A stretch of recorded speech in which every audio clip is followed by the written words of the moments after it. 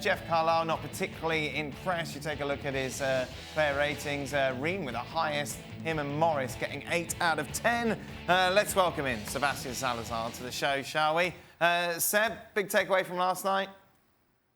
Well, I think Greg Berhalter and his technical staff are very, very lucky for that bounce off Nick Lima and then to Jordan Morris for that goal. If not for that, we're looking at an international break with no wins, no results, no goals, and no young players that really came to the fore and said, yeah, I'm ready to be a starting 11 kind of guy. We heard after Mexico that internally they believe they are making progress. Externally, it is really, really hard to see that. When I watched that game against Uruguay, the only thing I can say is it was better than Mexico. But in terms of global progress towards some level of being able to be competitive, not just in CONCACAF but beyond, I don't think we saw much of that last night.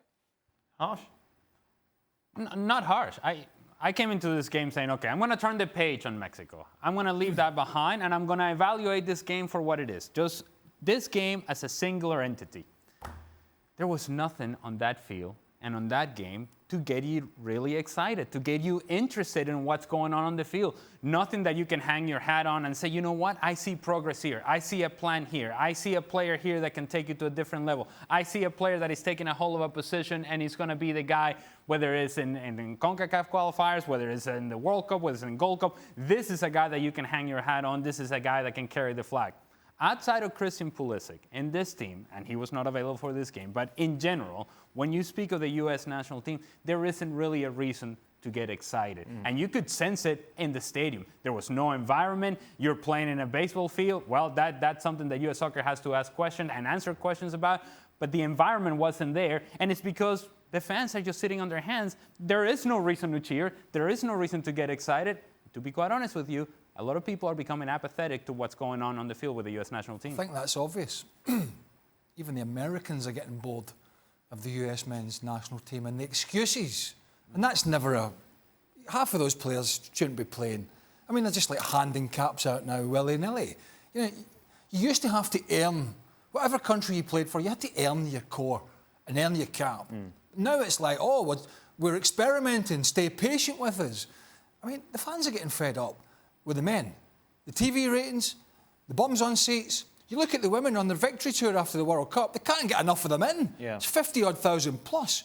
The men, they're like, oh, it's the same old excuses, you know, we're working on things behind the scenes and we're going to do this and we're going to do that. Most of it is just utter nonsense. And quite frankly, I think the fans are starting to see through that. Sebi, given there are so many soccer-specific stadiums in this country, why was this held at a baseball pitch? Oh, man, that's a question for my good friends at the U.S. Soccer Federation. But their choice and the choices that they make in partnership with Soccer United Marketing have been criticized a lot over the last couple months. Mexico's Tata Martino has been exceptionally critical. The field at the Alamo Dome was in really poor shape as well. So I would say it follows a trend that we frankly see too much of in American soccer, whereas the money is always the priority over the sport. And we're seeing it in the choice of stadiums and frankly in the surfaces that these guys are being asked to play on. Well, thank you very much for watching ESPN on YouTube. For more sports highlights and analysis, be sure to download the ESPN app. And for live streaming, premium content, and let's not forget as well, ESPN FC 7 days a week. Subscribe to ESPN+.